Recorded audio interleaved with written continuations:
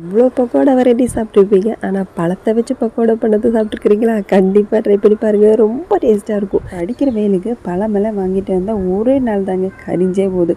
ஆனால் அது தீவிரம் ஏதோ ஒரு ஐடியா பண்ணணுமா அப்படியே தெரிஞ்சு பண்ணாதாங்க மஸ்ட்டாக ட்ரை பண்ணி பார்க்கலாம். அதுக்கு பழத்தை நல்லா மஸ்ட்டு விட்டுக்கலாம். உங்கள்கிட்ட இருந்தால் நட்ஸ் சேர்த்துக்கலாம்.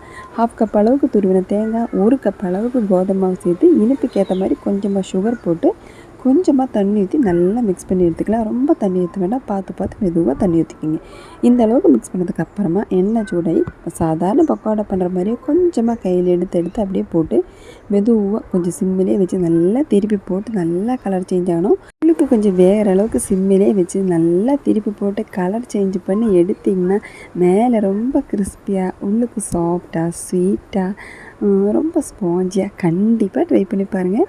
பசங்க ரொம்ப விருப்பப்பட்டு சாப்பிடுவாங்க. எப்படியும் ஈவினிங் ஸ்நாக்ஸு கண்டிப்பாக ட்ரை பண்ணணும். அதுக்கு இன்றைக்கி இந்த ஸ்நாக்ஸ் பண்ணி பாருங்கள். ரொம்பவே விருப்பப்பட்டு சாப்பிடுவாங்க. பெரியவங்களுமே ரொம்ப விருப்பப்பட்டு சாப்பிடுவாங்க. கண்டிப்பாக ட்ரை பண்ணி பாருங்கள். வீடியோ பிடிச்சிருந்தா மறக்காமல் ஃபாலோ பண்ணிக்கோங்க. பிடிச்சிருந்தா லைக் பண்ணி ட்ரை பண்ணி பார்த்ததுக்கு அப்புறமா கமெண்ட் பண்ணுங்கள்.